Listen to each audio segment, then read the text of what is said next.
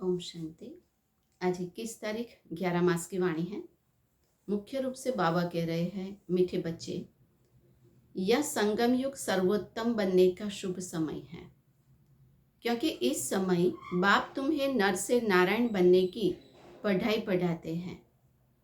प्रश्न है, तुम बच्चों के पास ऐसी कौन सी नॉलेज है जिसके कारण तुम किसी भी हालत में रो नहीं सकते? उत्तर है, तुम्हारे पास इस बने बनाए ड्रामा की नॉलेज है। तुम जानते हो हर आत्मा का अपना पार्ट है। बाप हमें सुख का वर्षा दे रहे हैं, फिर हम रो कैसे सकते? परवाह थी पार ब्रह्म में रहने वाले की, वह मिल गया, बाकी क्या चाहिए? भगवान को याद करते थे, भगवान को मिलने की आश थी, वो मिल गया। बख्तावर बच्चे कभी रोते नहीं हैं। ओम शांति। रूहानी बाप बैठ बच्चों को एक बात समझाते हैं। चित्रों में भी ऐसे लिखना है कि त्रिमूर्ति शिव बाबा बच्चों प्रति समझाते हैं। तुम भी किसी को समझाते हो तो तुम आत्मा कहेंगे कि शिव बाबा ऐसे कहते हैं, या बाप भी कहेंगे बाबा तुमको समझाते हैं। ब्रह्मा बाप भी यही कहेंगे कि शिव बाबा तुमको समझाते हैं। यहाँ मनुष्य मनुष्य को नहीं समझाते हैं, लेकिन परमात्मा आत्माओं को समझाते हैं, या आत्मा आत्मा को समझाती है। ज्ञान सागर तो शिव बाबा ही है, वह है रूहानी बाप। इस समय रूहानी बच्चों को रूहानी बाप से वर्षा मिलता है। तुम जानते हो हम माया पर जीत पाकर जगज्जीत बनेंगे। हथियार आदि की कोई बात नहीं है। तुम हो शिव शक्तियां, तुम्हारे पास है ज्ञान कटारी, ज्ञान बाण। उन्होंने फिर भक्ति मार्ग में देवियों को स्थूल बाण, खड़क आदि दे दिए हैं।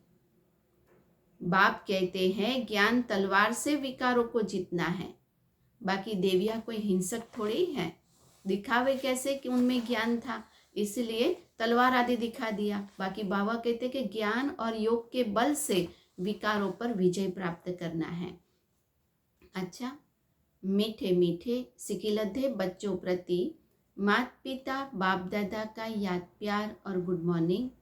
रूहानी बाप की रूहानी बच्चों को नमस्ते। हम रूहानी बच्चों की रूहानी बाप दादा को याद प्यार और नमस्ते। फिर धारणा के लिए मुख्य सार। पहला है, ज्ञान तलवार से विकारों को जीतना है। ज्ञान के संस्कार भरने हैं। पुरानी दुनिया और पुराने शरीर का संन्यास करना है। दूसरा है, भाग्यवान बनने की खुशी में रहना है। किसी भी बात की चिंता नहीं करनी है। कोई शरीर छोड़ देता है तो भी दुख के आंसू नहीं बहाने हैं। वरदान है, ताज और तख्त को सदा कायम रखने वाले निरंतर स्वतः योगी भव। वर्तमान समय बाप द्वारा सभी बच्चों को ताज और तख्त मिलता है। अभी का यह ताज व तख्त अनेक जन्मों के लिए ताज और तख्त प्राप्त कराता है। विश्व कल्याण की जिम्मेवारी का ताज और बाप दादा का दिल तख्त सदा कायम रहे। तो बाबा कहते सेवा करते रहो, क्योंकि विश्व कल्याणकारी का ताज है, इसलिए सारी विश्व की सेवा करनी है, सबको बाप का संदेश देना है। और दूसरा तख्त बाबा कहते हैं भगवान का दिल तख्त। उन्हें किसी भी प्रकार की मेहनत करने की बात नहीं, क्योंकि एक तो संबंध समीप का है, दूसरा प्राप्ति अखुट है। जहाँ प्राप्ति होती है वहाँ स्वतः याद होती है।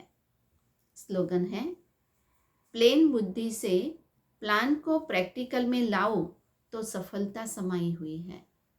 प्लेन बुद्धि से प्लान को प्रैक्टिकल में लाओ तो सफलता समाई हुई है।